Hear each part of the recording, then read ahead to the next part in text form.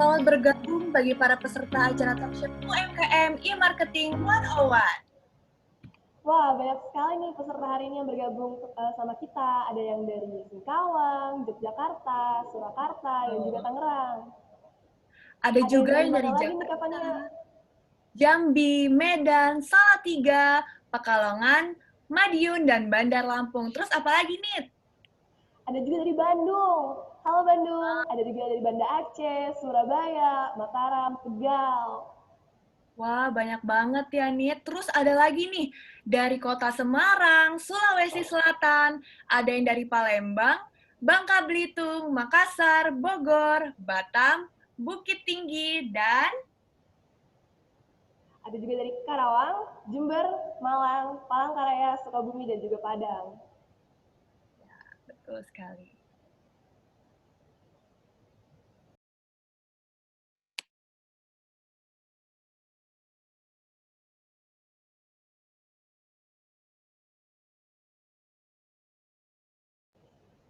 Oh ya, Kavania, kita juga ada ketinggalan nih. Ada juga yang dari NTT. Wah, dari NTT ya ampun. Halo yang dari Ada juga NTT. Solo. Kita sapa-sapa dulu aja nih Kak, sebelum kita mulai acaranya. Coba kita lihat ya. Ini ada dari mana aja. Padang, oh ada Padang hadir. Aduh, Padang jadi pengen sate Padang nih, Nit. Ada yang dari Padang ya ampun. Oh Tulung Agung juga hadir. Wah Halo, banyak selamat banget pagi. ya. Beragam banget ya peserta kita pada pagi hari ini. Ya dong, Bhinneka Tunggal Ika kita, Nit. Pastinya. Banyak banget ini.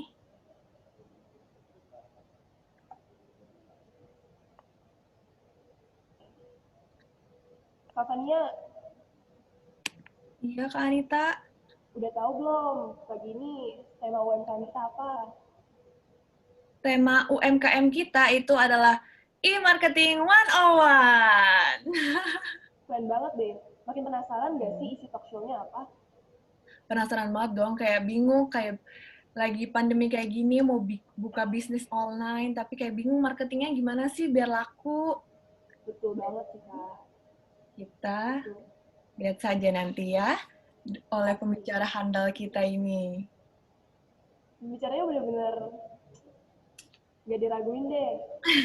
Irisan usahanya itu udah pasti tahu lah orang-orang. Iya, betul sekali. Coba ya, Nanti kita lihat pasti kita lagi. dapat ilmu yang berbagai macam tentang e-marketing gitu nih. Jadi kita tahu nih gimana sih cara marketingnya, gimana sih biar laku jualannya. Aduh, kan? Oke Kak, kita mau sapa lagi nih. Udah ada yang dari Manado hadir. Halo Rehan Miliano. Terus dari Kuningan Jawa Barat juga hadir. Halo Halo, Gerinda selamat Dika pagi. Pracaya. Wah,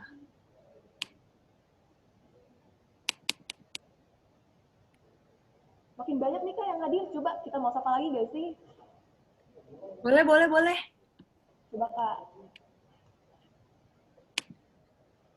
Dari Riau, Jogja, Sukoharjo. Dari Lampung, halo. Selamat pagi. Dari Kendal, dari Tangerang. Tangerang sama kayak kita dong dari Tangerang. Halo. Dari Jember. Udah pada sarapan belum nih pagi-pagi? Dari Jakarta hadir.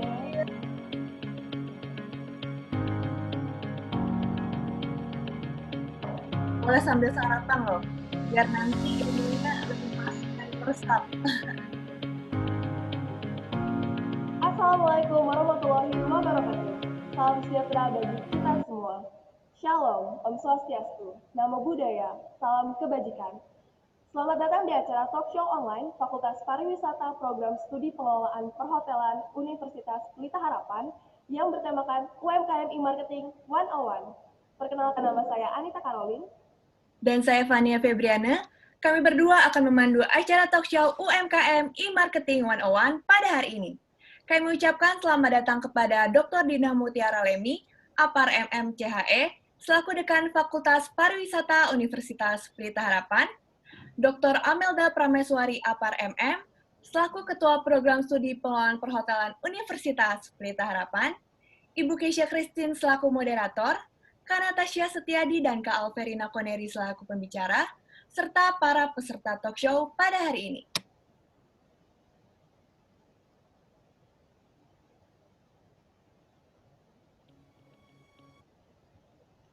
Ada beberapa tata tertib yang harus diperhatikan selama berlangsungnya acara ini.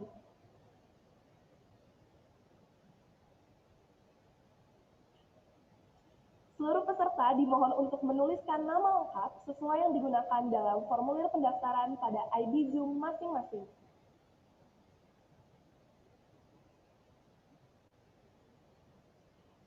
Peserta wajib berkomunikasi menggunakan tata bahasa yang baik dan sopan, juga tidak mengandung unsur sara.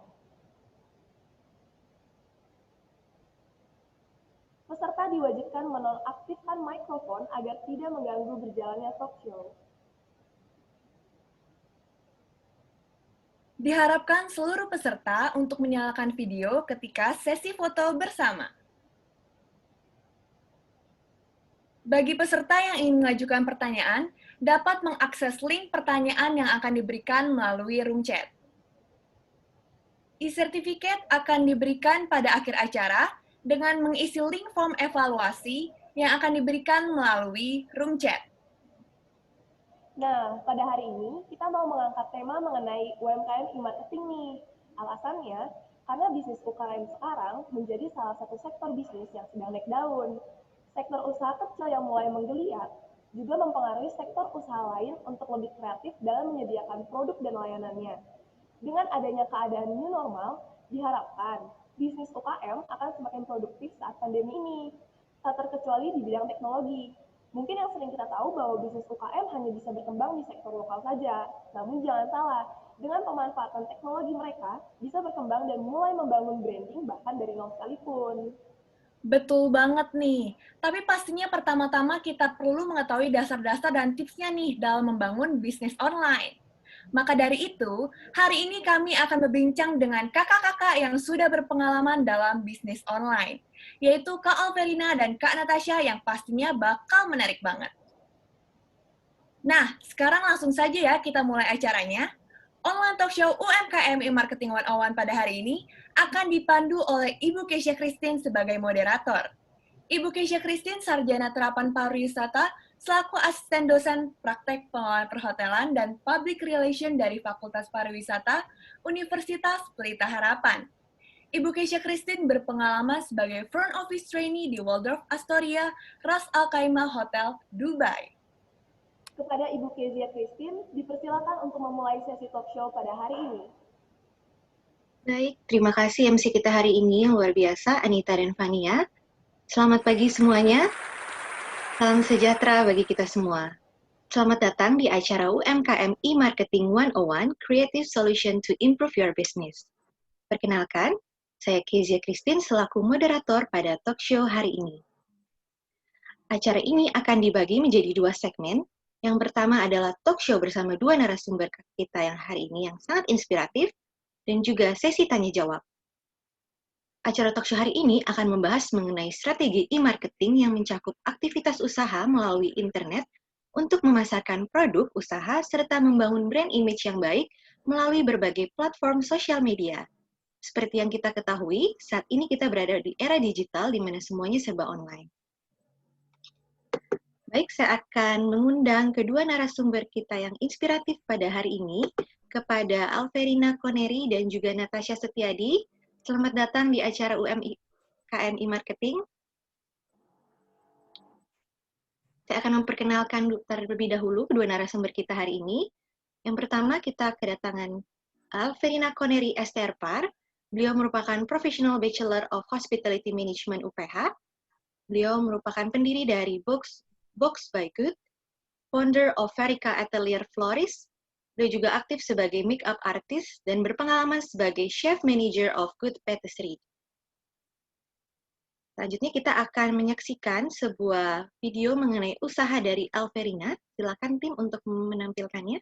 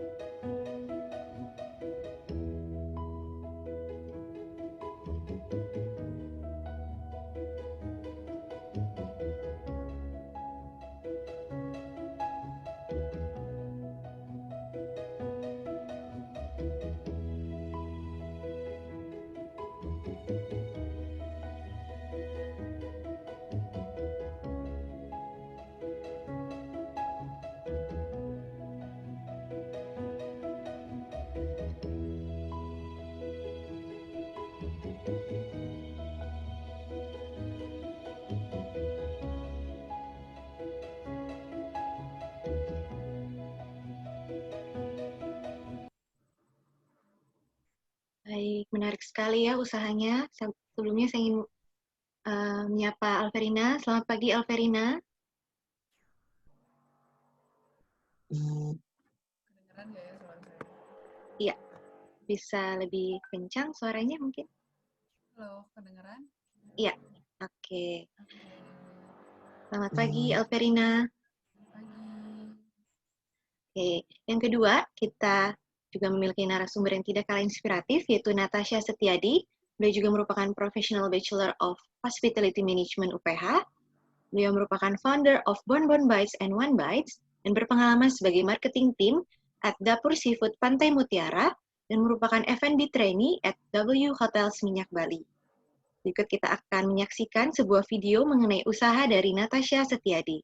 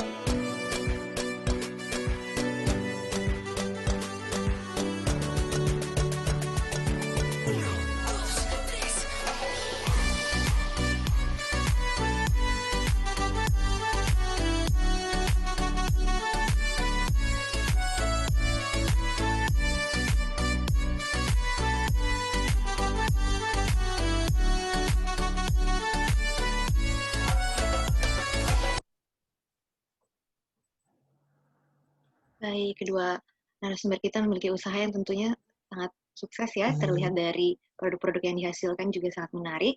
Sebelum kita mulai talk show hari ini, kita ingin tahu nih seputar usaha dari Alverina dan Natasha. Mungkin saya akan bertanya dulu sama Ferin, kapan sih usahanya itu berdiri? Apakah kalian membangun usahanya ini pada saat kuliah atau setelah lulus kuliah nih? Bagaimana, Ferin? Ya, jadi untuk beberapa usaha yang saya jalankan itu udah waktu menjelang masih kuliah, waktu baru selesai skripsi sih lebih tepatnya. Waktu menjelang mau skripsi. Karena itu udah kuliah kan tinggal waktunya juga nggak terlalu padat kayak semester awal. Nah, waktu itu dari 2018, jadi waktu 2 tahun lalu itu aku udah sambil jalan sampai sekarang. Oh, berarti dari pas tahun terakhir kuliah lalu berlanjut ya sampai saat ini ya beberapa Iya, usahanya tersebut. betul. Mantap. Kalau Natasha, seperti apa Natasha? Kapan nih usahanya berdiri dan mungkin sejak kuliah kah atau pas lulus baru buka? Kalau saya itu dimulai dari bulan Maret tahun ini, setelah lulus sidang itu 2 bulan. Oh, baik. Apakah memang ini udah dicita-citakan nih usaha ini? Oh, pengen membangun usaha ini karena hobi atau seperti apa nih kalau Natasha? Sebenarnya aku nggak hobi di pastry sih awalnya waktu kuliah. Cuman setelah aku sidang, memang kan bikin buku resep. Jadi kayak setelah itu baru ngerasa kalau oh memang passionku di situ. Oh, luar biasa ya, menemukan passion-nya, akhirnya bisa membangun usaha ini. Mantap. Oke, kita akan mulai sesi talk show kita pada hari ini. Akan ada beberapa poin-poin yang akan kita bahas tentunya untuk juga menginspirasi teman-teman kita yang sudah hadir. Hari ini sebanyak 300 partisipan. Selamat datang para peserta. Terima kasih sudah menyempatkan waktunya pada pagi hari ini untuk menyaksikan talk show UMKM e-marketing. Baik, saya akan mulai dari poin yang pertama. Kita kan tahu nih dengan adanya dunia sekarang serba online ditambah dengan kondisi pandemi seperti ini, tentu saja e-marketing ini memegang peranan yang besar nih. Nah, menurut kalian mengapa sih e-marketing adalah metode pemasaran yang paling efektif nih saat ini? Natasha bisa menjawab terlebih dahulu. Oke, baik. Menurut aku e-marketing itu memang udah dimulai sebenarnya dari sebelum pandemi ini ya. Karena kan memang kita ini di generasi milenial ini kan semuanya gadget. Jadi kayak menurut aku sometimes orang kayak tempting sama food atau fashion sekalipun dan banyak bisnis lainnya itu kadang kita nggak bisa lihat lagi misalnya dari media cetak atau yang lain gitu. Jadi kita semua lihatnya dari online. Nah, menurut aku kenapa e-marketing ini sangat efektif karena semua orang memang pegang gadget dan semuanya udah berkembang teknologi, jadinya dari kita pribadi masing-masing kayak cuman buka media sosial atau yang lain gitu, kita udah temuin sesuatu yang kayak, "Oh ini lucu nih, oh ini menarik nih buat kita beli," kayak gitu. Jadi menurut aku, memang e-marketing itu di saat ini, lagi booming banget dan memang kita butuhin sih. Ya, betul sekali. Sekarang serba digital ya. Kalau menurut Alverina seperti apa nih? Menurut kamu mengapa nih e-marketing bisa menjadi metode pemasaran yang paling efektif? Kalau menurut aku, e-marketing sebenarnya kurang lebih sama sih kayak Natasha ya. Karena e-marketing itu kan lebih menjangkau lebih luas ketimbang sebelum ada e-marketing ini.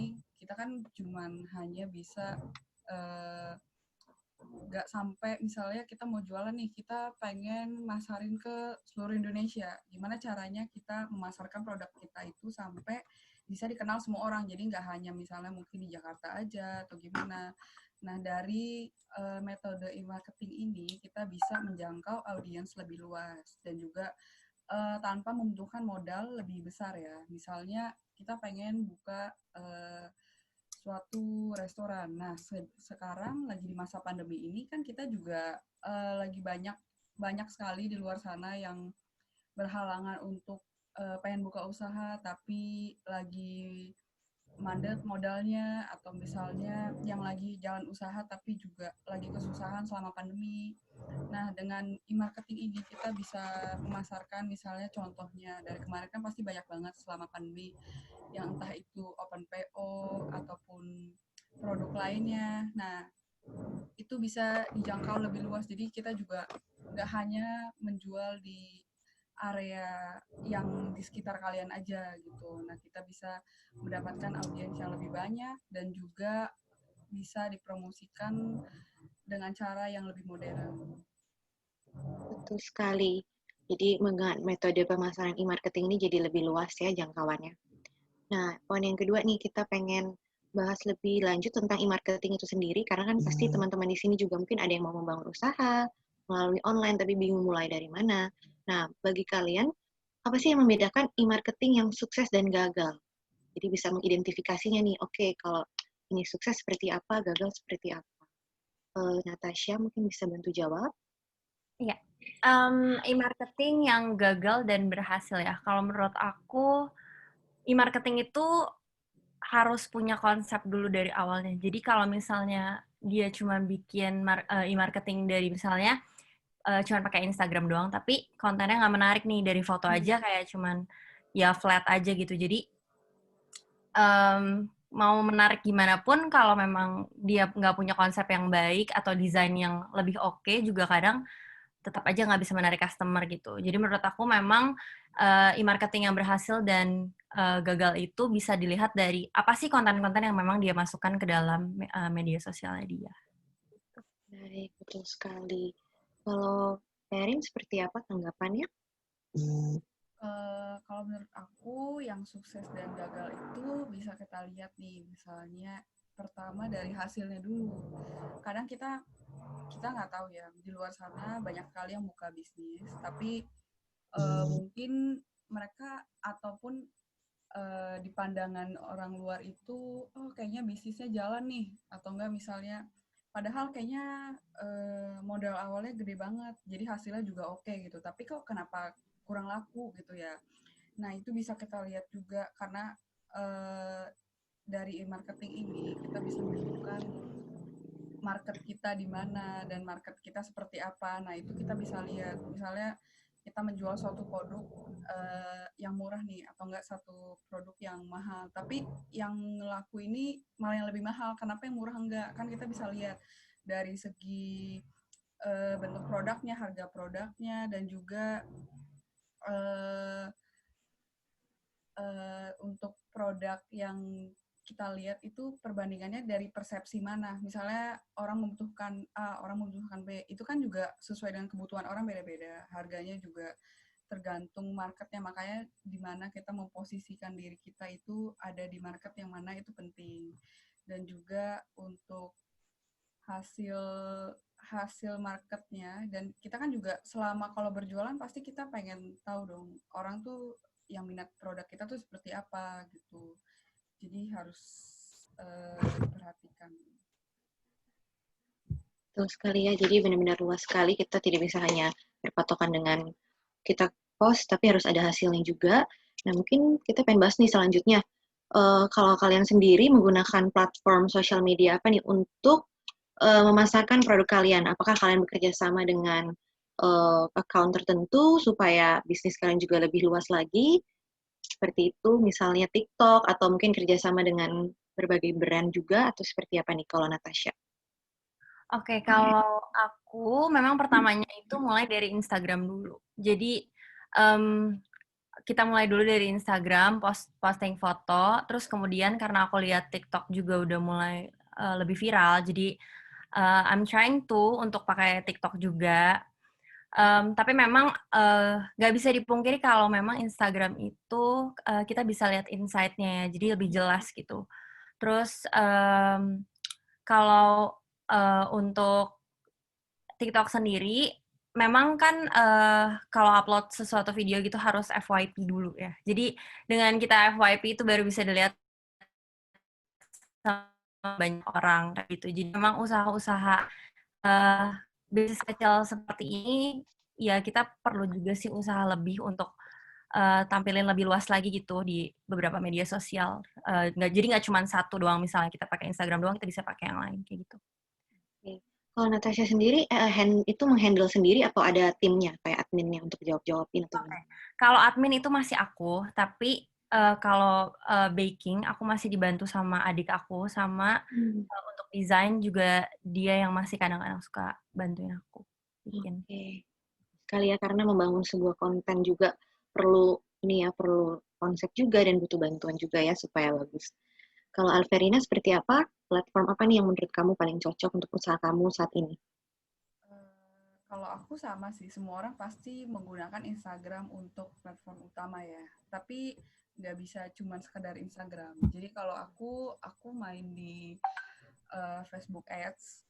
Karena kan sebenarnya aku jangkauannya lebih ke wedding ya, ke orang-orang yang ingin menikah nih. Kadang kan sebenarnya konsep konsep ads Instagram itu ataupun Facebook Ads itu mereka menampilkan sesuatu yang apa yang orang butuhkan. Misalnya pasti kalian semua merasakan misalnya aku lagi pengen cari baju nih, pasti nanti muncul iklannya baju semua. Nah, jadi aku selalu pasang budget untuk pasang iklan di Instagram, tapi tergantung ya sikon juga. Misalnya aku merasa bulan ini aku lagi full banget. Oh ya udah aku nggak pasang sampai emang udah kondisinya normal, terus aku baru bayar iklan lagi. Tapi itu platform utama yang aku pakai sih. Terus ditambah lagi aku juga masukin ke weddingku. Terus habis itu aku juga pakai TikTok juga baru sih. Karena memang TikTok kan emang baru-baru viral selama pandemi ini, kita juga baru join. Terus kalau untuk jualan ada masukin di Tokped, Shopee itu juga masukin. Oke, baik. Berarti menggunakan berbagai platform yang ada ya. Dan tentunya benar sekali kita bisa menggunakan iklan dari sosial media itu sendiri, misalnya Facebook Ads atau Instagram, yang pasti membantu lagi nih memperluas market gitu juga. Nah, tadi Natasha sempat singgung tentang insight. Nah, menurut kamu apa sih itu insight dan bagaimana cara memanfaatkan insight untuk meneliti marketnya dari usaha tersebut? Oke. Untuk insight itu, jadi di aplikasi Instagram, kita tuh kalau misalnya bisnis account, kita bisa lihat nih, insight itu, jadi siapa sih yang visit foto kita gitu, siapa sih yang, dan itu tuh semuanya kelihatan gitu, dari perempuan atau laki-laki, berapa persen, terus usia mereka gitu. Jadi kita bisa lihat gitu rata-rata, oh ternyata target pasar kita seumuran segini nih, karena memang yang visit profile kita itu banyak kan di teenager misalnya kayak gitu. Jadi kita memang bisa lihat, oh ternyata pasarannya segini. Nah dari insight itu, kita tahu dong berarti memang sekitar misalnya kita punya insight usianya 18-24 tahun dan persentasenya sekitar 70% yang visit di Instagram kita. Nah itu kita bisa tahu berarti dengan jumlah segitu memang seumuran segitulah yang memang suka lihat-lihat profil kita atau tertarik dengan produk kita. Nah, dengan cara seperti itu kita bisa next time-nya kalau untuk membuat Instagram Ads, itu kita bisa tentuin, oh memang range-nya di umur segitu gitu. Jadi memang lebih lebih detail gitu untuk target pasar aja kita bisa langsung mengarahkan produk kita ke target pasar yang memang tertarik sama produk kita. Betul sekali ya, berarti bisa dilihat juga jangkauannya seperti apa ya. Terutama sekarang mungkin kan lebih banyak anak muda juga aktif banget nih 18 sampai 24. Tapi tidak menutup kemungkinannya mungkin kalau target pasarnya Alverina lebih ke yang married couple, misalnya mau married. Nah, kalau Alverina sendiri insight itu seperti apa dan bagaimana cara memanfaatkan insight tersebut? Sebenarnya kurang lebih sama sih. Kalau insight itu sebenarnya lebih ke informasi dari suatu objek itu. Nah, jadi kalau misalnya aku memposting sesuatu, kadang aku lihat-lihat nih. Misalnya aku merasa konten aku bagus, kenapa aku hasil iklannya kurang ya gitu. Nah, kita kan bisa lihat insight itu, kita bisa cek yang minat itu. Kita kadang nggak bisa sekedar lihat hanya dari like sih. Kalau aku biasa aku lihat seberapa banyak yang chat dan seberapa banyak yang save, karena itu penting. Kalau misalnya orang nggak minat cuman like, itu banyak aja sebenarnya di Instagram, tapi nggak menutup kemungkinan kalau emang kita kayaknya emang karena lucu aja yaudah kita like gitu kan. Sebenarnya emang itu nggak terlalu ngaruh gitu. Makanya biasa aku selalu lihat insight itu pengaruhnya sama nanti hasil dari orang yang berminat sama produk aku atau misalnya jasa aku itu seberapa banyak sih. Kalau misalnya aku lihat insight-nya itu nanti kurang, kita lihat nih yang chat sedikit,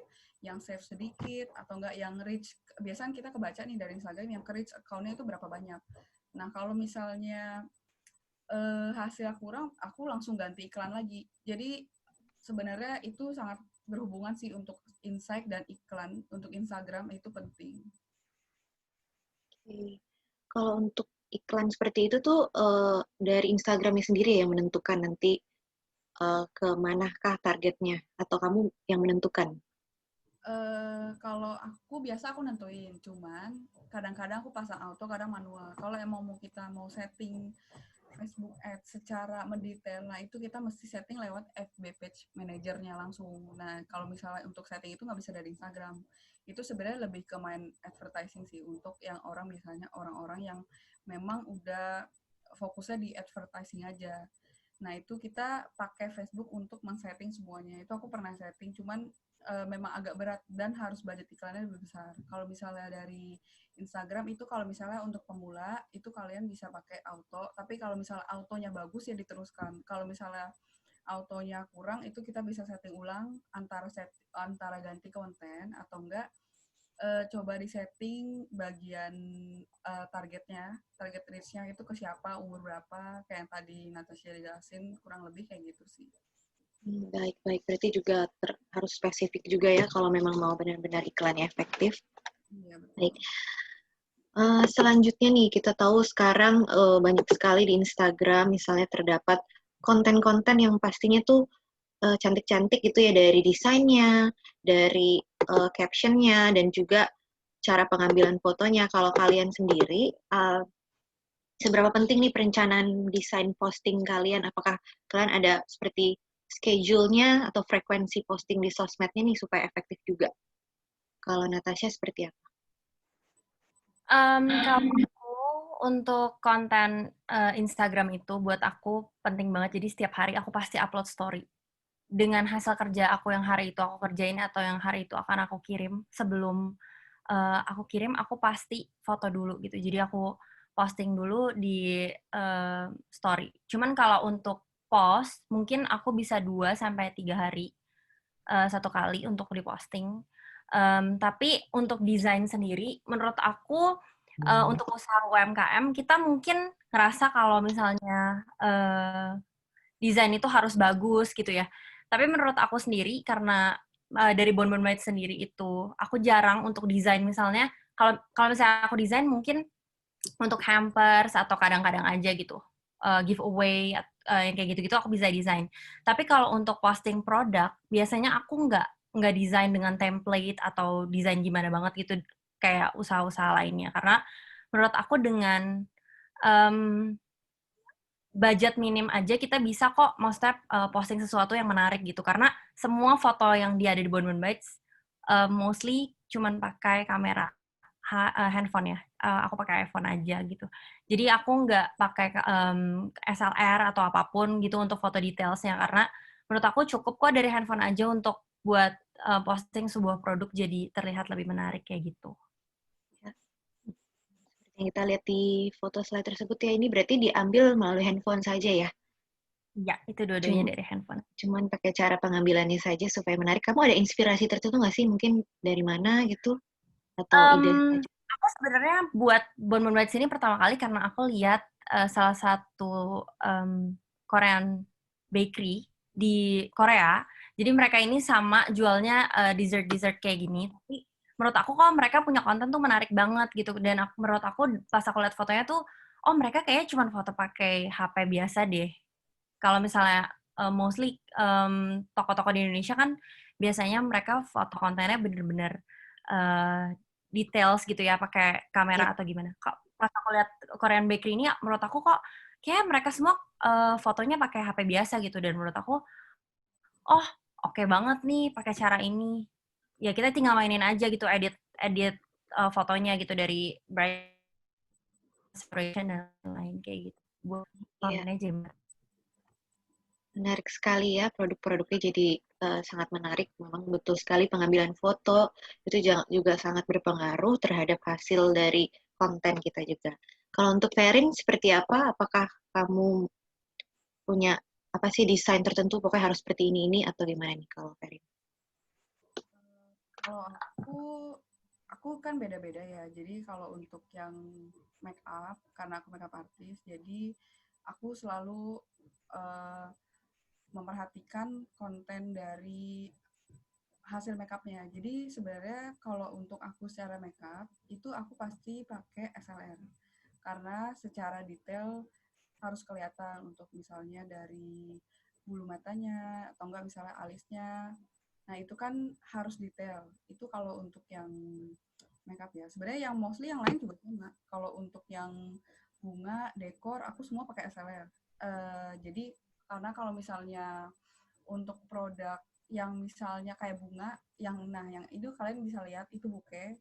Yang buketnya itu cuman pakai HP karena cuman butuh lighting yang terang itu cukup. Kalau aku sih yang penting ada lighting itu udah oke. Tapi kalau untuk yang kayak yang untuk di studio, ini kan aku ada hasil yang klien aku pre-wed gitu-gitu di studio itu kok aku juga pasti pakai SLR.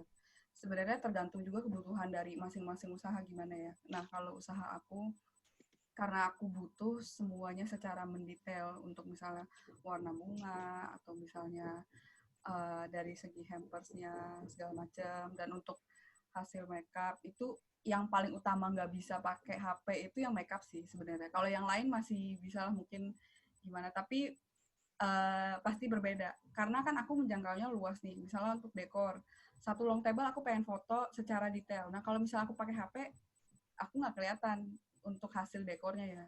Nah kalau pakai pakai kamera pun itu aku juga pakai lensa fix untuk foto. Jadi emang kelihatan secara detail. Kalau misalnya lensa biasa sama kamera sebenarnya sama aja. Jadi kalau buat aku sebenarnya untuk desain itu aku nggak terlalu banyak mendesain sesuatu karena hanya konten tertentu sih. Misalnya aku lagi adain promo atau giveaway, ya udah berarti aku harus mengedit konten yang memang untuk aku promosiin itu. Tapi aku selalu posting kayak story aku sering posting juga hampir setiap hari.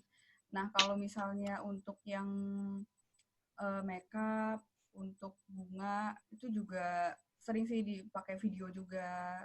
Jadi kalau misalnya karena aku lebih ke jasa atau servis, kan aku langsung terjun untuk buat produknya atau enggak emang untuk langsung servis. Nah, jadi aku lebih kebanyakan posting untuk yang hasil dari tangan aku itu gitu loh. Jadi aku jarang memposting yang pakai banyak tulisan gitu-gitu kecuali aku lagi open class. Kalau aku lagi open class atau workshop, nah itu aku edit kontennya. Oke, luar biasa sekali ya, terutama Alverina yang punya beberapa cabang usaha ini, pasti ada tim juga ya menghandle atau kamu sendiri nih? Kalau aku beda-beda nih, misalnya untuk yang dekor, aku kan dekor juga aku perlu misalnya perlu supir untuk angkat semua satu truk nih barang-barang mau dekor gitu. Itu aku biasa kalau untuk dekor aku bawa tim. Jadi kalau misalnya dekor aku biasanya berempat atau berlima.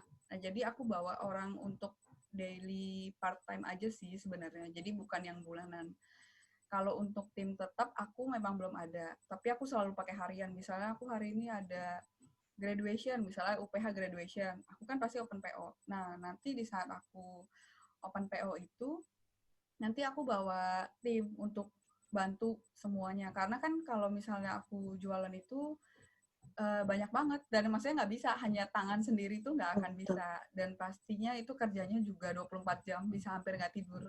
Wow. Nggak, kalau misalnya untuk makeup aku juga dari subuh, aku selalu kerja subuh dari jam 3 atau 4 pagi, itu selalu. Dan juga aku biasa bawa tim hairdo. Jadi kalau misalnya waktu awal-awal sih dulu aku kerjain semua sendiri, tapi udah makin kesini karena semua rutinitas berjalan semakin padat, jadi aku ada punya asisten nggak tetap sih.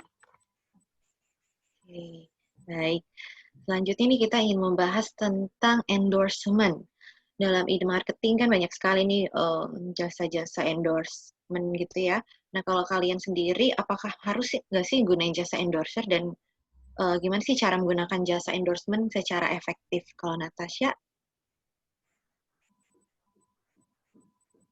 Oke, kalau buat aku jasa endorsement ini kita nih punya, kita bisa lihat deh sendiri dari misalnya Instagram, beberapa mungkin selebgram atau yang bisa kita sebut dengan influencers. Nah, mereka ini kan punya target pasar masing-masing. Jadi kita mau endorse produk kita, produk apa dulu nih yang mau kita endorse? Kalau aku kan memang fokusnya di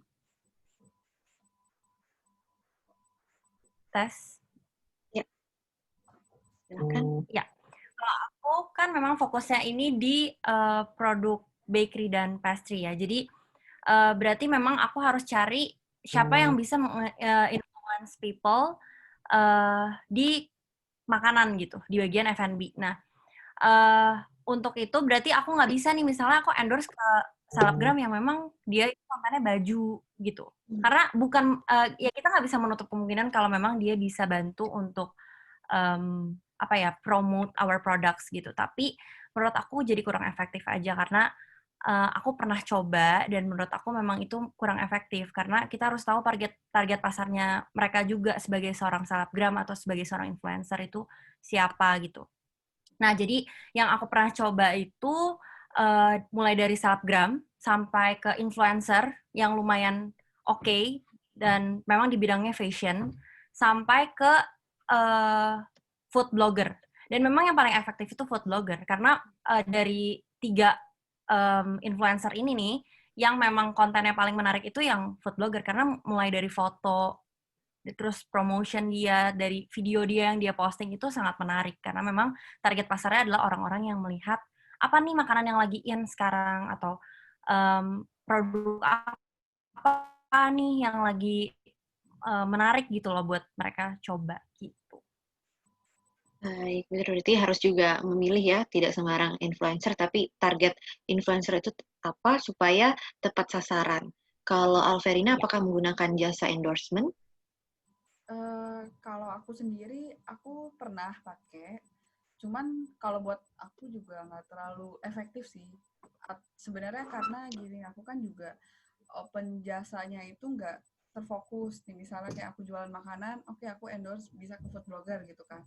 Nah kalau di aku itu kan karena aku di bidang perweddingan dan itu sangat luas, jadi agak susah sih. Jadi kalau misalnya aku mau endorse kayak dekor pun, maksudnya aku agak susah juga nih endorse dekor ke siapa gitu loh. Jadi biasanya aku lebih ke misalnya aku atau enggak buka kelas, aku kan juga sering buka kelas kan setiap bulan. Nah jadi nanti aku giveaway, aku ngadain giveaway kan sebenarnya bisa naikin Instagram kalian followersnya atau enggak juga targetingnya lebih luas ya kalau dengan giveaway. Jadi kalau aku pernah mengendorse tuh waktu itu bukenya aku pernah endorse 1 kali ya kalau nggak salah. Terus habis itu untuk yang lain juga endorse waktu aku sempat jual makanan aku juga endorse tapi bukan ke food blogger sih. waktu itu karena emang ada kenalan dan dia juga mau ngasih free endorse, ya udah aku tes gitu kan. Sebenarnya waktu dan hampers juga aku sempat pernah, itu juga antara ngaruh dan nggak ngaruh sih. Jadi karena aku juga pasang iklan terus. Jadi karena kalau dari pasang iklan kan pas aku lagi matiin aku bisa lihat nih, oh kayaknya chatnya nggak ada yang chat nih hari ini. Kalau misalnya aku nyalain hidup, banyak yang chat. Jadi aku lebih fokus ke iklan ketimbang giveaway karena aku bukan produk tapi aku lebih ke jasa. Betul sekali ya. Jadi betul-betul harus bisa memilih yang tepat juga ya caranya, karena tidak semua cara itu bisa efektif untuk usaha kita itu sendiri. Baik. Seperti yang kita ketahui ini terdapat key point indikator dalam keberhasilan sebuah pemasaran, misalnya dari likes, comment, share, dan juga dari hasil pemasaran itu apakah berbuah gitu ya. Nah, kalau menurut kalian, apakah key point indikator keberhasilan pemasaran dan bagaimana kalau kalian mengukurnya? Natasha bisa bantu jawab? Ya, baik. Key point indikator menurut aku adalah yang pertama itu engagement dulu ya. Jadi dari gimana sih nih konten kita bisa membuat engagement sama followers kita.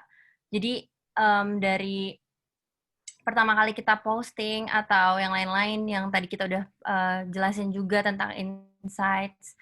Nah, ini kita bisa lihat nih engagement-nya, apakah memang dengan ini berpengaruhkah sama pembeliannya mereka gitu, dengan target penjualan kita juga setiap bulannya. Apakah dengan kita melakukan endorsement, terus kita posting, kita Instagram ads dan lain-lain itu apa sih maksudnya baliknya tuh kayak apa gitu untuk bisnis kita gitu. Apakah memang target penjualan kita semakin meningkat atau gimana gitu. Jadi memang kita bisa lihat dulu dari engagement-nya yang paling penting pertama. Apakah memang produk kita diminati sama followers kita atau bahkan yang mungkin bukan followers tapi mereka beli gitu loh. Jadi kita bisa lihat gitu dari engagement-nya. Oh ternyata memang baik gitu produk kita untuk diminati sama banyak orang kayak gitu. Menurut aku sih itu. Jadi dari engagement-nya juga sangat pengaruh. Kalau Alverina seperti apa? Sebenarnya kurang lebih memang key point indicator itu untuk ya kita tahu gimana hasil dari bisnis yang kita buat. Jadi kayak secara nilai value untuk bisnisnya dan juga untuk hasil dari revenue dari usaha kita lah ya, itu juga sangat berpengaruh sih. Jadi kalau untuk KPI ini kita bisa lihat dari hasil nanti, kita nggak cuman secara finansial ya, jadi kita nggak cuma ngomong secara pendapatan uang, tapi kita juga bisa lihat dari hasil progres usaha. Jadi misalnya kita lagi bangun usaha apapun itu, dan itu kita bisa lihat dari mereka banyak nggak sih sebenarnya, kita lihat nih yang minat tuh banyak nggak. Terus habis itu sebenarnya tanpa kita tahu, waktu awal-awal pasti semua orang merasakan titik di mana buka usaha itu yang penting promosi dulu deh, tapi urusan belinya nanti, urusan kejualan nanti, atau enggak misalnya yang penting orang tahu nih sama brand kita, aware dulu lah gitu. Nah, karena kalau untuk bangun bisnis itu nggak cuma langsung, oh kamu bangun langsung balik modal, itu nggak mungkin. Nah, jadi patokannya itu pasti kalian harus bikin gimana brand kita atau enggak emang produk kita itu orang aware dulu. Oh, ada ini nih, ada orang jualan ini nih, orang tahu gitu kan. Nah, itu penting. Nah, jadi hubungannya itu nggak cuma secara kita engagement dari maksudnya nggak cuma secara pendapatan dari usaha ataupun modal yang kita keluarkan ya, tapi untuk segi engagement orang tuh kelihatannya, pokoknya intinya seberapa orang tahu dan seberapa kita bisa masarin produk kita yang meluas kemana aja gitu. Baik, berarti luas juga. KPI itu tidak bisa hanya dari satu aspek saja. Nah, kalau kalian sendiri ini udah menuju ke bisa berjalan ya usahanya sudah beberapa lama. Kalau Alverina mungkin udah hampir 2 tahun ya, kalau untuk Natasha juga hampir setahun. Nah, kalian pernah nggak sih mengalami kegagalan nih pada saat melakukan usaha ini, misalnya dalam pemasarannya secara online khususnya? Dan bagaimana kalian belajar dari kegagalan tersebut? Silakan Natasha, bisa dijawab. Kegagalan pemasaran online yang pernah aku laluin, jadi waktu after hampers Lebaran nih. Jadi waktu Lebaran kan memang ramai banget.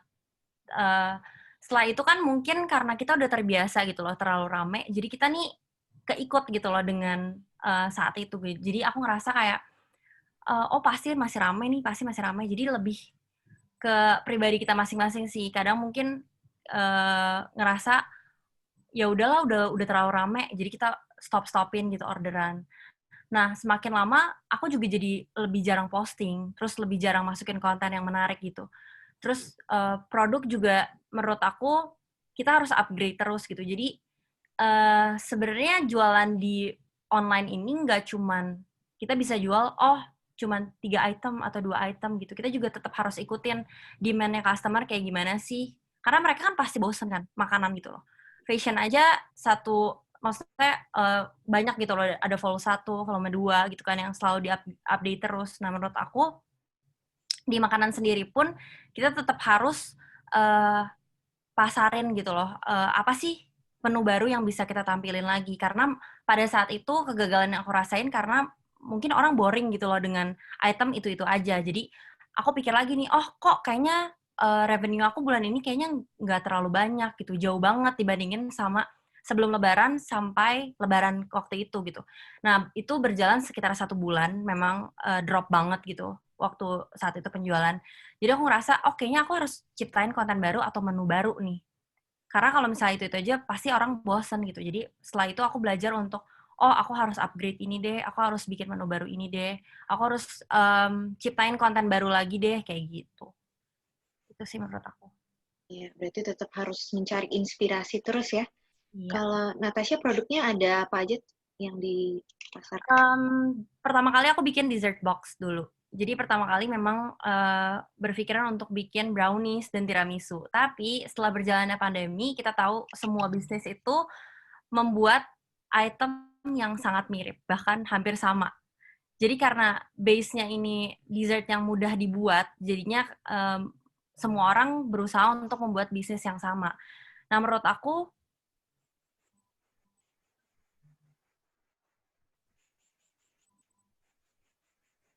Oke, halo Natasha. ya tes. Ya, ya silakan dilanjutkan.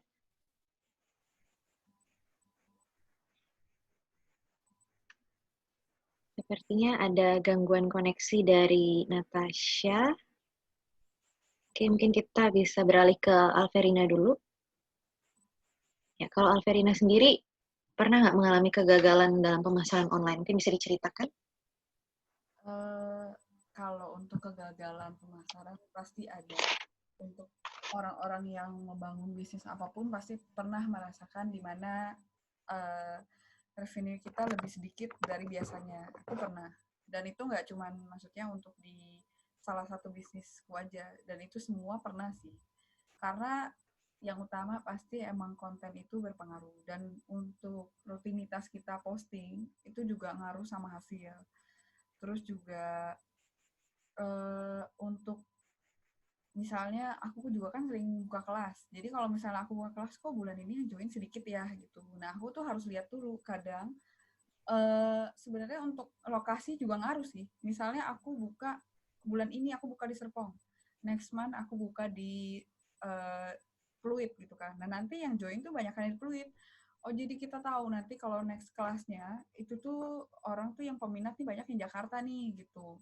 Jadi sebenarnya nggak bisa dilihat dari eh, apa ya, dari produk atau jasanya aja ataupun kontennya, tapi secara meluas tuh semua untuk lokasi, untuk nilai, harga itu juga ngaruh. Tapi itu balik lagi di mana kita memposisikan diri kita ataupun bisnis kita itu ada di mana. Jadi kita pengen targetnya nih orang-orang yang kalangan atas atau enggak kita pengen target kita tuh di kalangan bawah nih, itu beda. Tergantung dari mana, dari awal kita bawa bisnis itu tuh kemana. Baik, betul sekali. Berarti tidak hanya bisa terpatok dari ini juga ya, hanya produknya, tapi dari location-nya, positioning dari produk kita seperti apa, terutama untuk jasa nih. Mungkin bagi teman-teman yang ingin membuka usaha dalam bidang jasa, itu juga tidak hanya harus bisa fokus ke produknya saja, produk jasa yang ditawarkan, tapi juga dari kondisi sekitar, dari positioning-nya, bahkan harus bisa mengerti keinginan dari customer tersebut. Kalau untuk Natasha, tadi mungkin ada tambahan? Iya, jadi tadi sempat keputus ya. Ya. Jadi tadi aku kan ngomongin tentang inspirasi gitu. Jadi setiap kali kita bikin produk makanan, kadang memang inspirasi sih yang lebih dibutuhin gitu. Jadi nggak cuman satu aja atau beberapa item aja, karena kita tahu karena consumer behavior kita sering bosen gitu. Jadi kita harus pelajarin lagi gitu. Mereka pengennya apa gitu. Berarti terus kalau untuk produk ya, produk berarti harus terus mengikuti zaman, lagi hits apa, dan jangan sampai produknya itu sama ya. Kalau sama mungkin akan menjadi biasa aja, tapi harus ada yang spesial. Baik, kita menuju poin yang terakhir nih, tidak terasa ya, kita sudah membahas begitu banyak hal, dan untuk poin ini, saya pengen tanya nih, bagaimana Fakultas Pariwisata UPH secara umum nih membantu kalian dalam usaha online marketing saat ini? Kan kalian kan juga merupakan alumni. Apa sih kontribusinya UPH sehingga kalian bisa mendirikan usaha sampai saat ini? Natasha bisa jawab? Iya.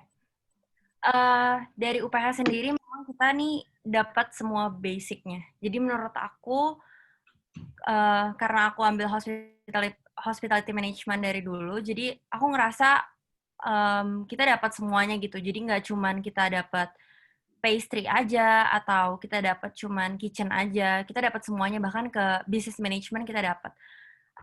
Dan e-marketing adalah salah satu pelajaran yang memang ada waktu Ya, betul.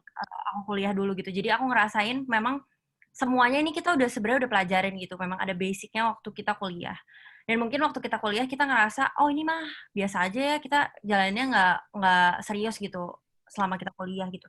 Waktu aku pastry pun aku ngerasain kayak, aduh capek banget ya pastry gitu, harus berdiri 8-9 jam di pastry atau nggak di kitchen gitu. Dengan kerjaan yang cukup berat, tapi setelah aku ngerasain di industri, pertama kali aku jadi trainee pun aku ngerasain, oh this is the real life gitu loh. Jadi aku benar-benar ngerasain kampus tuh nggak ada apa-apanya gitu dibandingkan sama industri aslinya. Dan setelah itu aku lewatin semuanya sampai aku lulus, sampai sekarang aku jalanin benar-benar bisnis secara langsung gitu yang aku jalanin, aku baru ngerasain kalau ini bukan lagi salah satu paksaan kayak waktu aku ngerasain kuliah kayaknya aduh capek banget ya kayak dipaksa gitu. Tapi sekarang kalau memang passionku di sini, aku mungkin ngerasa ini udah jadi salah satu tanggung jawab gitu karena dengan cukup banyaknya demand setiap harinya dari customerku, jadi aku ngerasa I will work with my passion and love gitu loh. Jadi aku bener-bener kayak setiap ngelakuin setiap pekerjaan yang aku lakuin, aku udah nggak complaining kayak, aduh capek banget ya gitu. Karena menurut aku kayak semakin banyak kita complain gitu, jadi kita makin nggak enjoy untuk ngelakuin sesuatu gitu. Terus sekali ya, mungkin kalau saat kuliah kita lebih ke arah jadi beban, tapi ketika sudah terjun, benar-benar dibutuhkan passion agar bisa konsisten juga ya melakukan usahanya. Baik, kalau Alverina seperti apa? Bagaimanakah kontribusi saat berkuliah itu bisa sampai akhirnya kalian bangun usaha? Sebenarnya kontribusi waktu aku di UPH, kalau dibilang ini sangat berhubungan dengan usahaku juga 50-50 ya. Maksudnya nggak, kalau dilihat secara sekilas itu juga nggak ada hubungannya karena misalnya aku bukan jualan makanan ataupun aku bukan kerja di hotel atau apapun. Nah, sebenarnya tanpa disadari itu semua aku ngerasain dulu waktu aku kuliah. Coba aku dulu nggak kuliah, pasti aku mikir nih, kayaknya kayaknya kalau aku nggak di UPH dulu nggak akan terjadi kayak hari ini. Nah karena nggak cuma dari segi materi, tapi emang pengalaman sih. Menurut aku walaupun materi kita bisa serap ataupun misalnya emang kita merasa berprestasi di kampus gitu ya, cuman pengalaman itu paling penting. Karena memang kalau waktu kita magang dengan waktu kuliah pasti kita ngerasain, oh kayaknya beda banget nih. Waktu kita kuliah memang nggak ada apa-apanya ketimbang kita magang.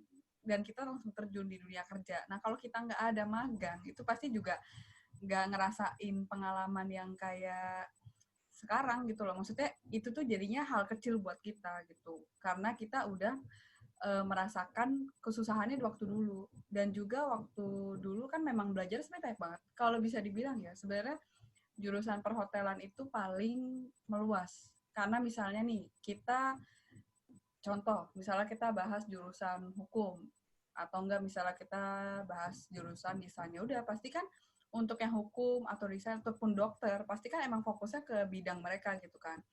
Dan memang kalau secara dilihat untuk alumni-alumni yang perhotelan, banyak banget yang buka bisnis itu bisa bermacam-macam gitu. Jadi nggak cuman emang buka pastry ataupun kerja di hotel ataupun apa, itu banyak banget. Karena ya dari segi waktu skripsi aja kita disuruh bangun usaha. Nah, gimana cara kita bangun usaha itu, dan itu kita nggak perlu kita tuh nggak cuma perlu materi loh, tapi kita eh, butuh semuanya. Kita butuh harus belajar finance itu gimana, kita juga belajar gimana cara bangun bisnis, sampai maksudnya kita buat the real, kalau kita jadiin itu bisnis, oke, itu hasilnya oke, karena udah diloloskan dan di-approve waktu kita sidang gitu kan. Nah, jadi sebenarnya tanpa disadari memang itu semuanya penting banget. Dan juga relasi sih. Relasi menurut aku penting banget. Dengan kita aktif di kampus ataupun kita ikut aktif organisasi, pasti nanti kalian jadi punya lebih banyak relasi temen. Apalagi karena aku merasakan aku di bidang jasa ya. Jadi kayak karena aku dulu juga termasuk lumayan aktif waktu di UPH. Jadi karena aku ikut organisasi dan lain-lain, aku juga merasa, oh kayaknya aku nggak nyesel nih. Dulu kayaknya kalau aku nggak ikut, aku kayaknya nggak bisa kayak sekarang gitu. Karena maksudnya orang-orang di lingkungan kita juga lah yang mensupport kita sampai ada di sini. Waktu dulu gimana di kampus, oh kayaknya aku dikenali nih sama si ini. Misalnya teman-teman pada bilang, oh si Ferin yang jual bunga nih, atau enggak misalnya yang si make up. Ya maksudnya dengan mereka dari mulut ke mulut, dan untuk relasi secara di kampus kan juga luas gitu loh, nggak cuma kayak di sekolah. Jadi sebenarnya untuk UPH itu banyak banget yang bisa kita dapetin sampai sekarang.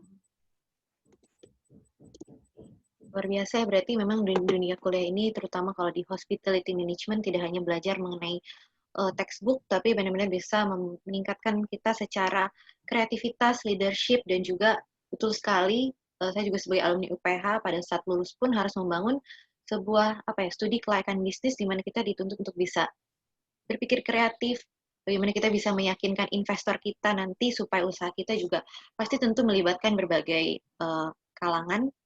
Networking itu betul banget, sangat penting. Oke, tidak terasa sesi talk show kita sudah selesai, namun kita masih ada sesi Q&A bagi teman-teman yang sudah memberikan pertanyaannya kepada kedua speaker kita hari ini. Sudah ada beberapa pertanyaan yang masuk. Baik, saya akan membacakan pertanyaan yang pertama oleh Yoga Karisma Putra dari Universitas Dian Nuswantoro. Pertanyaannya ditujukan kepada Alverina. Pertanyaannya, seberapakah urgent penggunaan storytelling sebagai salah satu strategi bisnis jasa kreatif?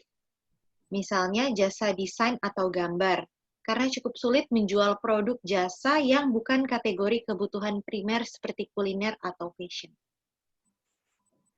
Silakan dijawab, Alverina. Kalau untuk desain dan segala macam itu penting. Karena sebenarnya untuk jasa-jasa, memang seperti aku, itu kan aku juga sebenarnya kebutuhannya bukan ke yang kayak di orang lingkungan aku ya. Ini untuk orang yang lebih ke mau merit nih, atau enggak, misalnya aku kan juga karena dekor, itu juga larinya ke orang yang pengen ngadain event lah. Pasti itu lumayan jauh dari lingkup-lingkup kita. Nah, sebenarnya itu dari awal balik lagi, di mana kita mau memposisikan diri kita tuh bisnisnya ada di mana, di kalangan orang mana. Untuk misalnya di kalangan orang berumur. kita nggak ada nih orang-orang kenalan yang kayaknya seumuran dengan orang yang udah lumayan kayak misalnya 20-an atau ada 30-an lah gitu. Nggak ada nih relasinya ke sana. Ya kita harus bangun dulu konten dari Instagram itu sendiri. Kalian harus punya portonya dulu sendiri. Contoh, misalnya aku dulu pertama kali gimana sih aku bisa sampai punya klien itu semuanya yang mau merit gitu. Aku dari awal aku buka dulu, bisa kalian buka giveaway atau enggak kalian buka apa ya, buka slot untuk, jadi kalian bikin portonya itu nanti ya porto kalian tuh nggak dibayar. Jadi di awal-awal untuk jasa pasti butuh pengorbanan. Pengorbanannya itu ya kalian harus bikin porto yang tadi aku bilang. Jadi portfolionya kalian harus yang berhubungan sama apa yang bisnis yang kalian mau buka. Misalnya aku mau buka dekor atau enggak misalnya aku mau buka fotografi untuk fotografer gitu kan. Ya kalian harus punya hasil untuk dipromosiin. Ya mau nggak mau untuk awal-awal jadi kalian minta misalnya kenalan lah temen misalnya atau kalian punya kakak adik atau apa yang mau merit atau enggak memang siapapun lah pasti ada yang mau bantu lah. Itu nanti jadi modelnya. Jadi bisa kalian minta dulu jadi modelnya, terus habis itu nanti kalian pasti punya portfolio. Banyak-banyakin aja di waktu di awal, sebanyak apapun portfolio bisa kalian bikin untuk yang penting dipromosiin. Sama kayak aku makeup juga. Kalau aku makeup artis kan pasti kalian mikir, aduh mau pakai muka siapa ya biar hasil fotonya banyak gitu kan. Ya itu harus bisa punya model dulu banyak. Kalian caranya nih bisa sewa model makeup atau enggak bisa kalian minta teman-teman kalian yang deket mau nggak jadi modelku buat di make upin gitu. Nah pokoknya kalau intinya kalau punya bisnis jasa banyakin portfolio dan promosi karena sebenarnya servis itu nggak cuma dari produknya yang dilihat tapi gimana cara kita mengservis mereka dengan baik. Jadi nggak cuman percuma nih kita misalnya fotografer hasilnya bagus tapi kita nggak ada manner gitu loh. Jadi harus emang bisa gimana cara kita mengajak mereka mau jadi klien kita. Makanya marketing itu penting, balik lagi ya nggak cuma untuk produk tapi jasa itu berguna banget.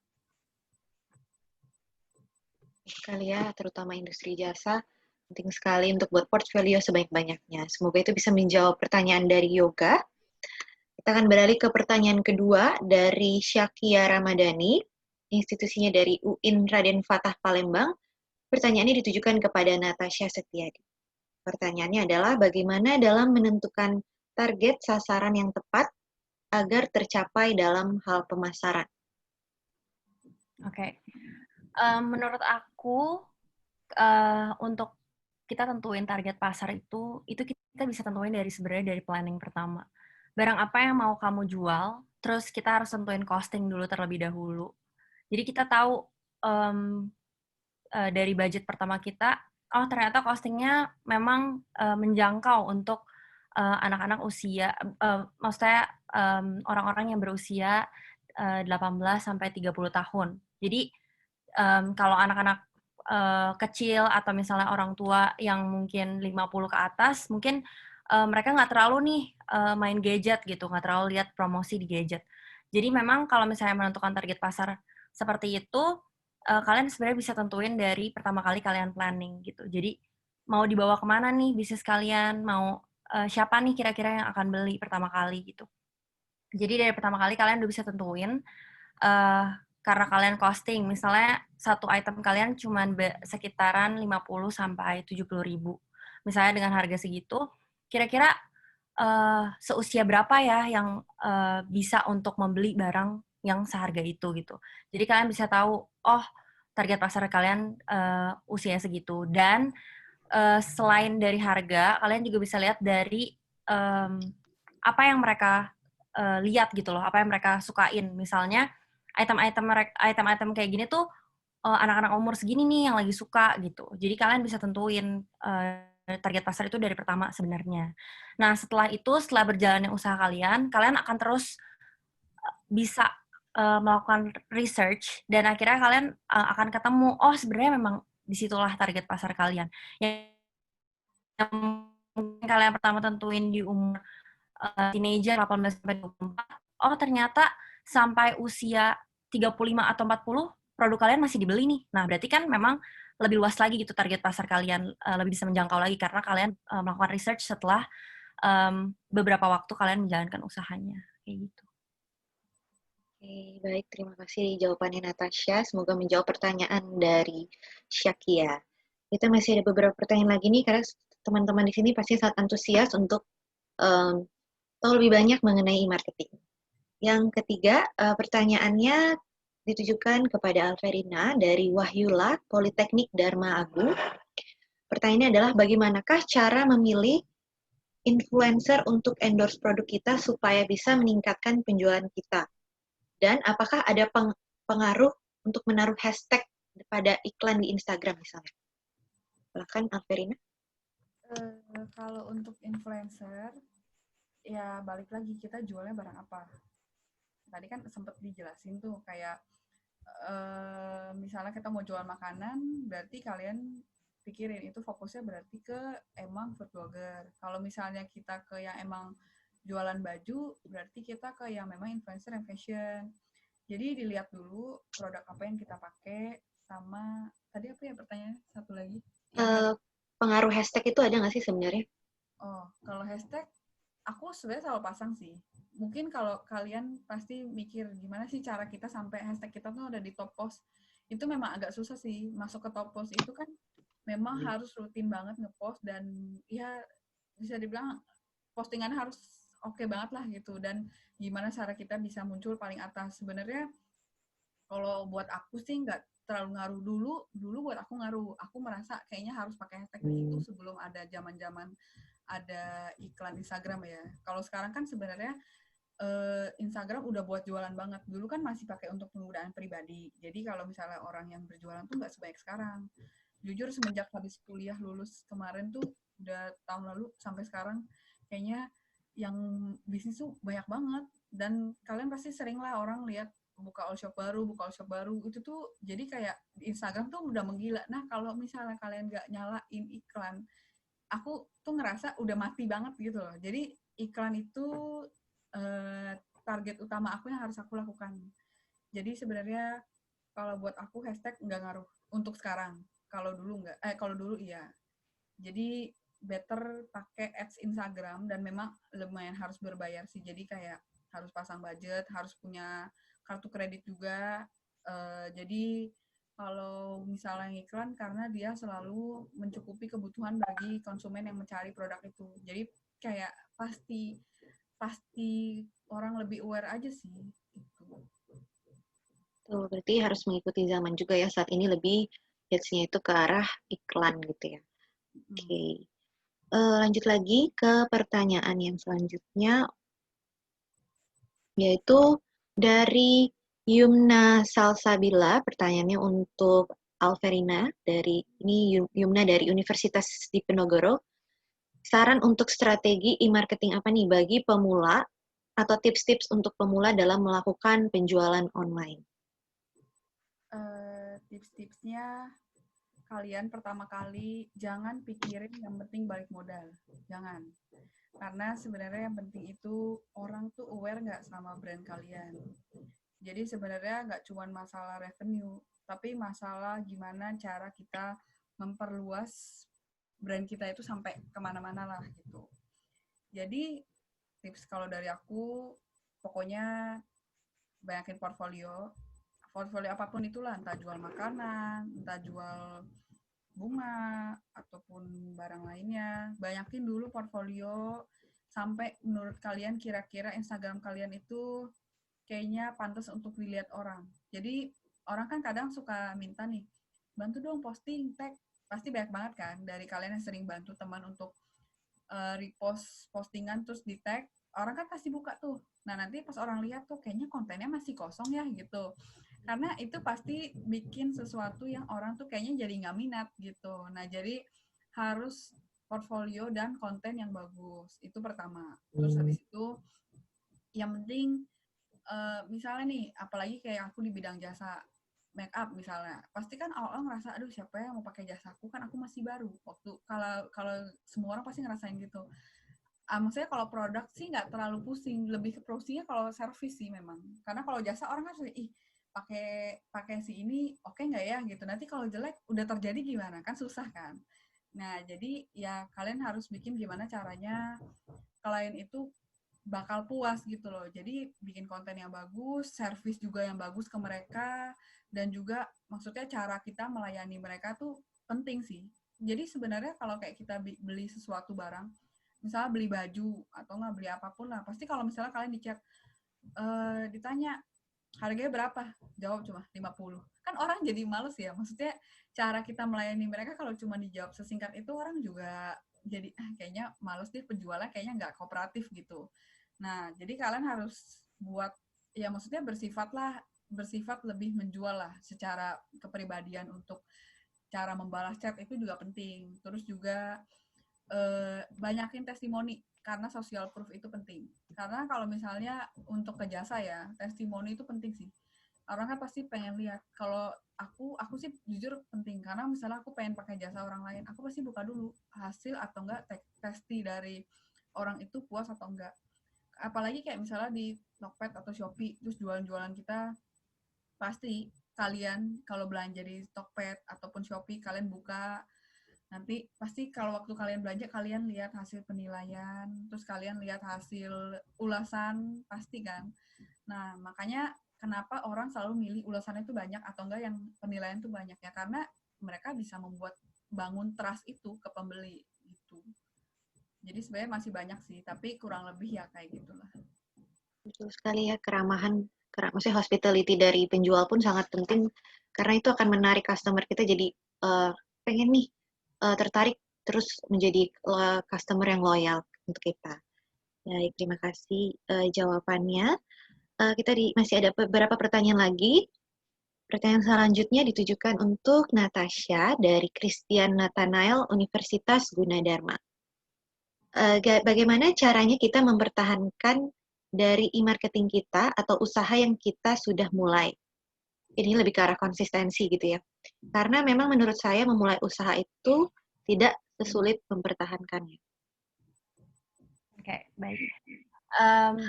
Mengenai mempertahankan, pasti di bidang UMKM ini, kalian pasti ngerasain, oh kadang demand kalian tinggi, kadang tiba-tiba drop, kadang tinggi gitu.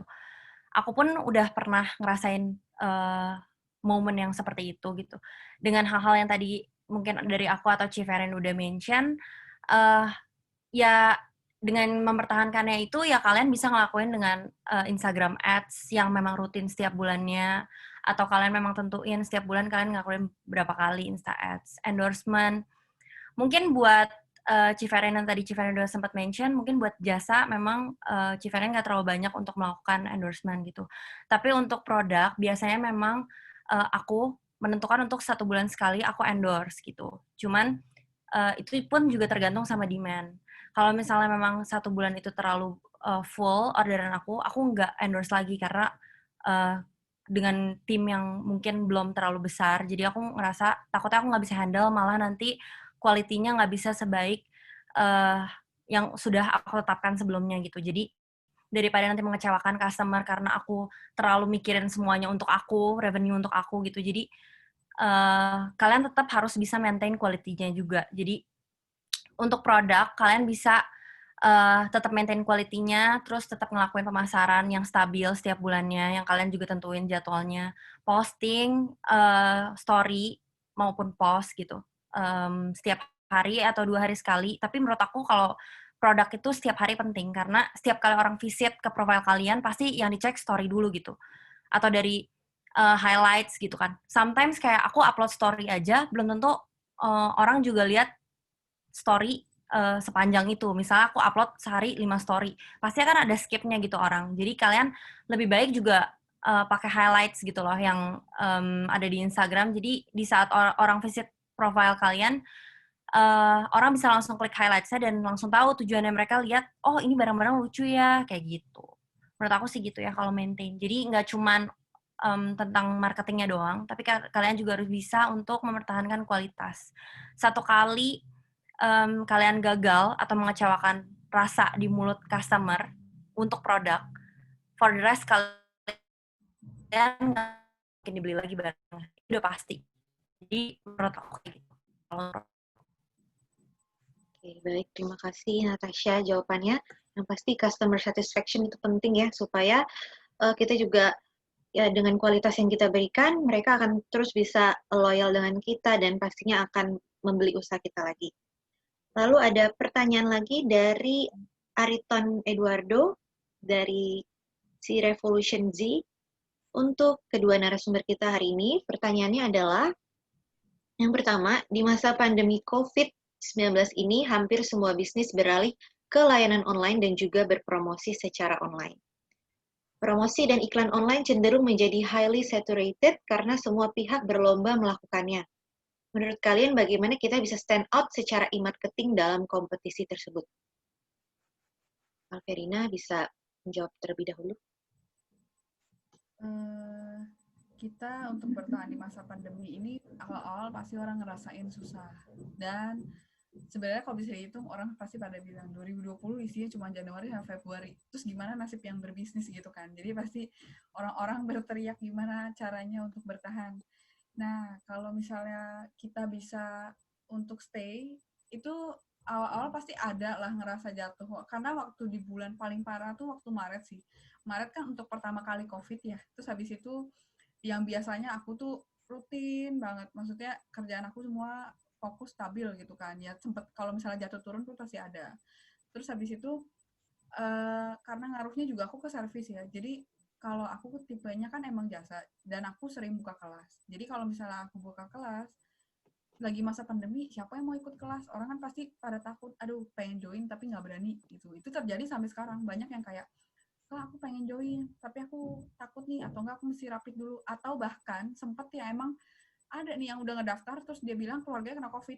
Ya udah jadinya kan gimana ya, dan emang itu beneran terjadi gitu. Jadi harus cari gimana pun caranya, entah misalnya buka kelas online, atau misalnya kalau sebenarnya kalau make up yang jasa langsung, aku juga memang nggak bisa divirtualkan lah ya. Maksudnya itu udah pasti harus terjun. Cuman kalian bisa bikin entah itu promosi, ataupun misalnya bikin giveaway. Pokoknya buka-buka banyakin promosi aja gitu loh awal-awal ya. Maksudnya waktu dulu sih aku sempet ngerasa yang sempet hilang banget tuh 4 bulan. Aku karena emang sempet pulang juga. Maksudnya aku kan bukan orang Jakarta kan. Jadi aku sempet pulang 4 bulan tuh dari Maret, April, Mei, Juni, dan puji Tuhan sih waktu emang dari Juni itu banyak klien yang emang dari awal meng-cancel acara tuh banyak banget. Kayak tiap hari atau tiap minggu tuh ada yang chat, Kak acara aku cancel ya. Kak acara aku cancel. Aku tuh nggak di reschedule gitu kan. Reschedule yang bahkan nggak tahu sampai kapan. Tapi untungnya dari bulan Juli ke bawah sampai sekarang itu tuh mereka kayak ya udah dipasrahkan aja gitu loh, kayak mereka menjadikan acara mereka tapi juga dengan jumlah sedikit sih, misalnya acara 30 orang atau apa, jadi itu tetap jalan. Jadi kayak misalnya kita bisa jelasin juga ke klien ataupun ke customer kalau kita dijelasin ulang lah, masukin highlight banyak sekali pasti.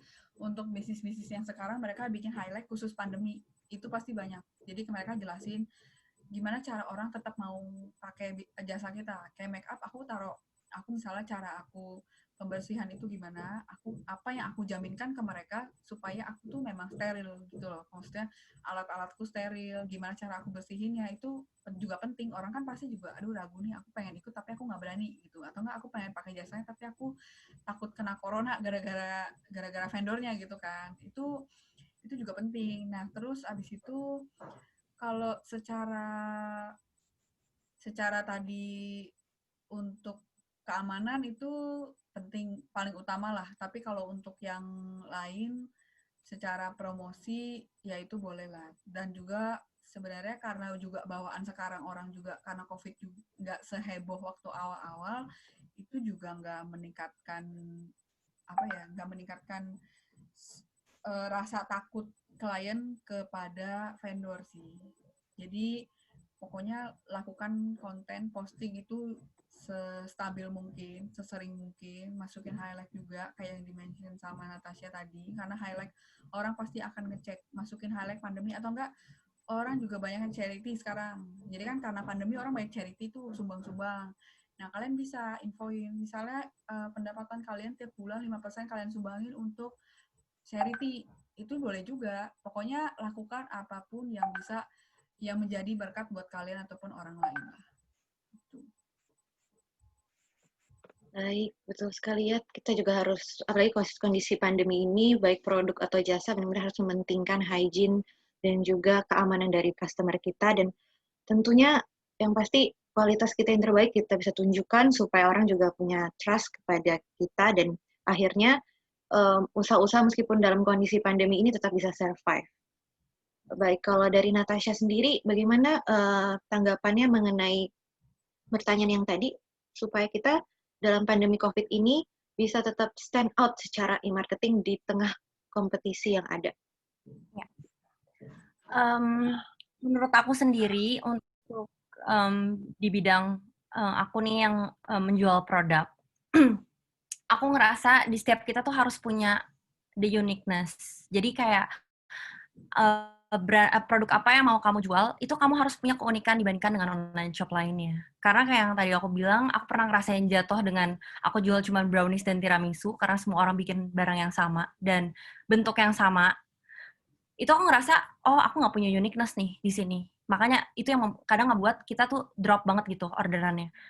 Jadi di saat itu kalian harus berpikir lagi lebih untuk menciptakan satu uniqueness yang bisa kalian jual gitu sama orang lain. Kayak misalnya setelah lumayan panjang waktunya setelah aku kurang laku tuh jualan tiramisu dan brownies, akhirnya aku ciptain lah bikin bomboloni. Nah, bomboloni ini is not just a bomboloni. Kayak aku harus pikirin nih toppingnya gimana, terus kayak packagingnya gimana yang bisa benar-benar menarik customer aku gitu. Nah, di saat itu abis itu aku bisa ngelihat kalau misalnya mungkin beberapa adik kelasku di sekolah yang dulunya satu sekolah itu tiru produk yang sama, bahkan mirip banget gitu produknya. Tapi kalian harus tetap percaya diri gitu karena kalian memang pionirnya gitu. Kalian memang menciptakan pertama kali produk itu, ya mungkin kalian ada ambil ide-ide dari brand lain gitu. Cuman tetap itu produk kalian dan itu keunikan kalian gitu untuk menciptakan itu. Lalu selanjutnya aku mulai lagi ciptain, aku pikir aku butuh yang baru nih, kayaknya customerku nih lebih banyak untuk kasih gift ke orang lain gitu. Jadi aku pikir kayaknya aku harus bikin sesuatu yang mungkin dalam bidang cake juga ya. Jadi aku pikir kayaknya aku harus bikin sesuatu yang bisa orang lain tuh jadiin gift gitu buat teman-temannya atau rekan-rekannya. Nah, aku mulailah bikin bento cake. Jadi itu mini cake, size-nya 10 cm. Nah, itu bisa di custom gitu. Jadi orang mau order apa, aku belajar untuk custom. For the first time, aku bener-bener nggak bisa gambar. Tapi kayak selama aku jalanin dan aku belajar terus, ternyata aku bisa gitu ngelakuin itu. Jadi yang aku percayain setelah aku ngejalanin bisnis ini, nggak ada gitu. Maksudnya kalau kita bilang kita nggak bisa, nggak mungkin. Karena menurut aku pun nggak ada di passion pastry gitu dari aku kecil sampai aku kuliah gitu. Aku ngerasa aku nggak suka gitu di pastry. Tapi setelah aku jalanin, oh ternyata aku bisa enjoy gitu lakuin ini. Dan menurut aku untuk kita bisa tetap, maksudnya jadi apa ya, bertahan di sekeliling saingan-saingan mungkin yang produknya mirip dengan cara e-marketing yang sama, mungkin Instagram Ads dan lain-lain, ya caranya itu kalian tetap harus punya keunikan sendiri di brand kalian kayak gitu. Baik, terima kasih jawabannya untuk Kang Verina dan Natasha. Terus sekali begitu kita memasuki dunia online pun itu tidak mudah ya, pastinya dibutuhkan effort juga untuk bisa terus mengikuti zaman dan terutama untuk khususnya industri jasa, kita perlu membangun kepercayaan kepada customer terutama kondisi COVID yang mungkin tadi yang mungkin Karin sempat bahas juga, customer-nya banyak yang batal, tapi bagaimana bisa memberikan kepercayaan walaupun COVID nih kita tetap bisa memberikan jasa yang terbaik dari usaha kita sendiri. Mantap, begitu banyak ya hal yang kita sudah bahas hari ini dan tentunya antusias dari teman-teman sekalian yang hadir juga sangat besar. Terima kasih sudah bisa hadir pada pagi hari ini, meskipun pagi-pagi kalian bisa ikut join UMKM e-Marketing 101 ini. Semoga dengan apa yang sudah disampaikan, baik dari speakers kita hari ini yang sangat inspiratif, bisa menginspirasi kalian untuk bisa terus berkarya, dan terutama mungkin hal yang bisa saya simpulkan adalah bahwa dalam melakukan e-marketing ini kita juga harus bisa menentukan target pasar kita sendiri, karena mungkin tidak bisa disamakan ya untuk semua usaha, dan kita bisa menyesuaikan sendiri apakah kita cocoknya di misalnya di endorsement atau di Facebook Ads atau di misalnya menggunakan platform yang mana. Tentu kita harus bisa mempelajari dulu nih pasar-pasar kita, mempelajari dulu kelebihan kelemahan kita supaya kita tahu yang mana yang harus kita tonjolkan dalam usaha ini. Dan tentunya desain usaha pun juga sangat penting. Contohnya dalam platform sosial media, orang kan pasti sekarang sangat visual sekali, menciptakan foto-foto yang menarik supaya teman-teman semua juga yang ketika mereka melihat produknya, wah juga tertarik dengan adanya highlight, misalnya highlight Instagram, terus foto-foto yang menarik, testimoni, itu yang semakin menguatkan customer untuk bisa menjadi pelanggan setia kita. Tentunya tidak hanya fokus ke produk yang kita pasarkan, tetapi juga fokus kepada customer satisfaction dan hospitality kita sebagai penjual supaya mereka merasa sangat dilayani dengan baik. Baik, terima kasih kepada Ferin dan juga Natasha atas sharingnya pada pagi hari ini. Terima kasih banyak.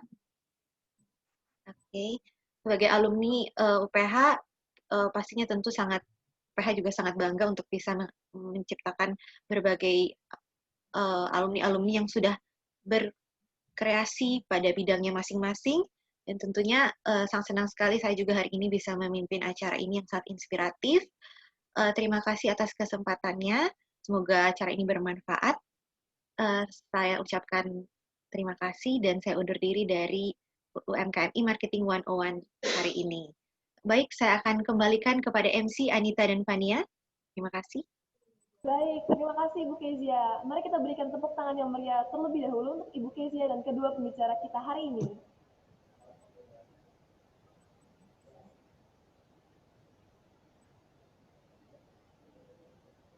Wah, menarik sekali topik pembicaraan hari ini ya, yang telah dipaparkan oleh Kak Alverina dan Kak Natasha kepada kita semua. Iya, bener banget. Tadi aku juga banyak mendapat pelajaran. Tips dan trik yang disampaikan berguna banget nih.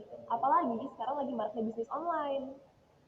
Selanjutnya, kami persilahkan Ketua Program Studi Pengelolaan Perhotelan Universitas Pelita Harapan Dr. Amelda Prameswari, APAR MM, untuk memberikan penghargaan berupa e-certificate kepada kedua pembicara kita, sekaligus kata penutup untuk acara talk show hari ini. Terima kasih, Fania. Selamat pagi semuanya, para mahasiswa dan juga partisipan yang sudah hadir pada pagi hari ini. Luar biasa ya, sambutannya ada 293 partisipan saat ini dari seluruh Indonesia, dan ini mencerminkan betapa antusiasnya generasi muda kita untuk belajar ya, terlebih lagi memulai bisnis rintisan ya, jadi startup bisnis. Nah, kami dari Universitas Pelita Harapan Fakultas Pariwisata, Program Studi Hospitality Management, memberikan apresiasi yang setinggi-tingginya ya untuk kedua alumni kami. Apa kabar Natasha? How are you? Tambah sibuk kamu, Nat? Dan juga kepada Alverina ya. Mana Alverina? How are you? Halo. Karin? Baik. Ya, both of you kayaknya di situasi pandemi justru mendapatkan banyak peluang ya. Amin. Ya, nah, Mem senang karena both of you have proven ya that you can survive ya, terus bisa terus bertahan. You have a good agility, ya, you have a sense of resilience yang luar biasa sebagai alumni untuk bisa terus berkarya ya di tengah situasi pandemi, dan kiranya ini memberikan inspirasi buat adik-adik kamu semua yang hadir pada pagi hari ini, dan juga buat teman-teman dari universitas lain di seluruh Indonesia yang sudah berpartisipasi ya, bahwa peluang pasti ada ya, tinggal bagaimana kita sebagai generasi muda ya bisa mensikapi dan juga bisa melihat ya hal-hal apa yang bisa dijadikan peluang serta inspirasi ya, dan mencari kreativitas atau terus berinovasi supaya kita bisa tetap survive di tengah situasi pandemi ini. Mem pribadi dan juga atas nama Fakultas Pariwisata, we are so proud of both of you, Natasha and Alverina, for being the speakers of today's webinar. Dan juga Mem juga sangat bangga dengan mahasiswa semester 7 yang saat ini sedang bersiap-siap ya untuk berangkat PKL ya nantinya ya, tapi masih bisa menyempatkan diri untuk bisa melaksanakan acara webinar ini, ya mengemasnya, kemudian arrange-nya, ya mengarrange semuanya sehingga bisa terlaksana. Nah, ini adalah bagian dari mata kuliah manajemen event, ya. So it's a project-based learning yang kita siapkan untuk seluruh mahasiswa kita, di mana mereka harus terus berkarya ya dengan mata kuliah manajemen event, harus bisa menghasilkan sesuatu yang bisa berkontribusi untuk masyarakat luas dan bisa bermanfaat. Nah, untuk itu kami semua di sini ya all the lecturers mengapresiasi apa yang sudah dilaksanakan oleh mahasiswa semester 7 untuk menyiapkan acara ini. Kita beri tepuk tangan juga dong buat mahasiswa panitia di semester 7 ini. Where's the virtual claps? Nggak ada. Ya, oke. Untuk itu, Natasha and Ferin, ya, please receive this e-certificate. Ya, Alverina Koneri, STR PAR. I'm proud to mention your degree ya. Anda sudah meluangkan waktunya, Ferin, untuk bisa berbagi dalam webinar UMKM e-marketing 101, ya. Untuk itu, silahkan terus berkarya dan terimalah sertifikat apresiasi ini dari kami semua di Fakultas Pariwisata Universitas Pelita Harapan. Sekali lagi beri tepuk tangan buat Alverina. Ya, our second speaker, ya, our dear alumni, Natasha Setiadi, STR PAR, jangan ketinggalan ya, Mem, STR PAR-nya ya. This has proven ya, kalau Anda adalah sarjana terapan pariwisata yang membanggakan. So, I thank you for being the speaker for today's sharing session ya. Sukses terus untuk usaha kamu, Nat.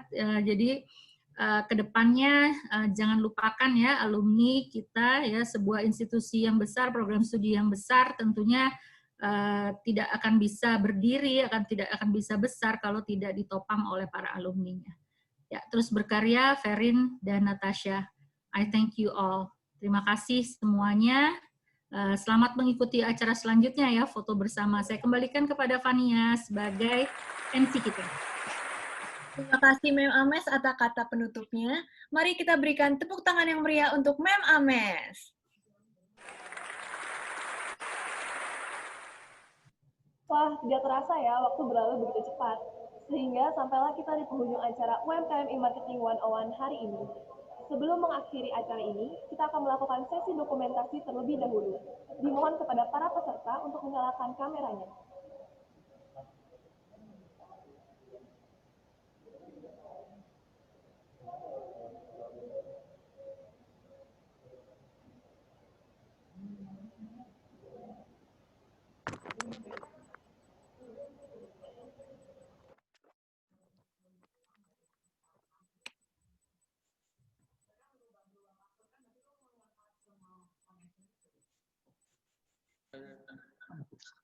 Baik, selamat pagi semuanya. Selamat pagi, saya Yuwana.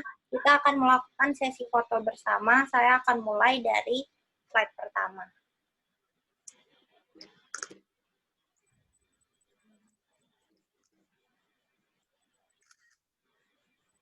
Slide selanjutnya, 1, 2, 3.